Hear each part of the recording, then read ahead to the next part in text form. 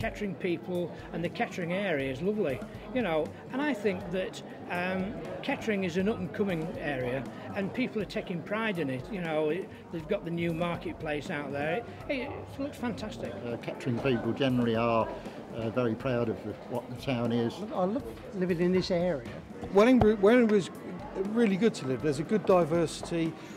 They seem to actually take an interest in the people. I live in one of the villages surrounding Kettering, and people do take pride in that area. There's an immense pride in the people in our village. We absolutely adore the area and we're very, very committed to looking after it. My local area is fine. It's really good. It's very quiet. So everybody loves Kettering to be good, but all they do is see the things that are going down and they just moan about it.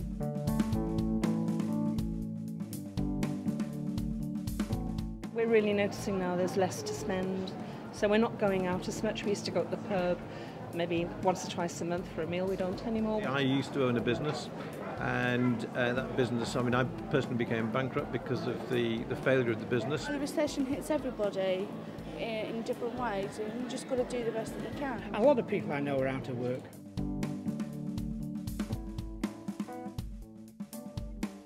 In the coming year or two, there's going to be some very hard choices to be made. The government's making cutbacks, which means the council's going to have to make cutbacks. The recession we've got can't help but have affected the council. Well, they wouldn't be able to spend as much money on areas they'd like, so they'd have to prioritise their money. I wouldn't like to see cuts in schools and in the health service and in the policing and things like that, and I recognise that somewhere it's got to happen. I think the next 2 years is going to be, there's going to be some quite dramatic changes going on.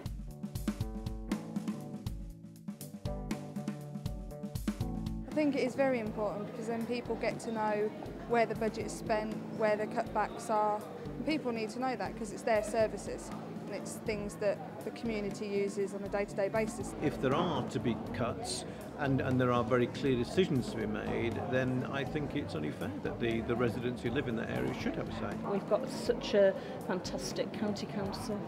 I've always been very impressed by the way they communicate with us. We get a few leaflets through the door, but unless you feel the need to feed back, then you don't really get to talk to anybody. Public tend not to respond because we don't actually think we're being listened to. I've never seen anybody come around consulting anybody. They don't ask me. There just seems to be no point because you talk to a brick wall 9 times out of 10. To contact the general public, you need to use leaflets, you need to use the internet, you need to use street forums. If they sent a newspaper, it'd be a great idea, once a quarter, something like that, saying what you're actually doing. The local radio, why don't they use that? Put a notice up in the shopping centre, you know, Connect FM, local radio, you know, and you don't want to waste paper by putting leaflets for everybody's doors. You could get focus groups together like we used to in social work when we had imminent changes coming along. If there is a short list of areas where cuts need to be made, then let's look at them closely, and then whether it's a referendum, a local referendum or a vote or whatever it might be. Questions and answers, I think that's what people want this day and age. They want up front and they want the truth, don't they? Everybody ought to play a role in their area. It's the responsibility of everybody. Local people could, yeah, because they just sit back and do nothing. Yeah, they're lazy. If they want something to be changed, they should be a part of it. You just think, well, it's a waste of time anyway, reporting anything, because it just gets done. Well, you get local residents in our village out cleaning up, cleaning footpaths, taking away doggy doo, that sort of thing. We inform each other when we're going on holiday so that we can look after each other's properties.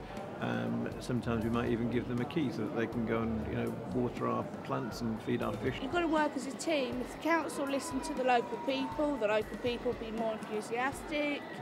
You know, it's things like that. You know, it's all about, if you want a community, bloody make one. If people aren't asked to do something, then 9 times out of 10 they don't do it, do they? People have to see how they can do it to be able to do it. If someone comes along and says, let's do this, they're a voice in the wilderness, a drop in the ocean.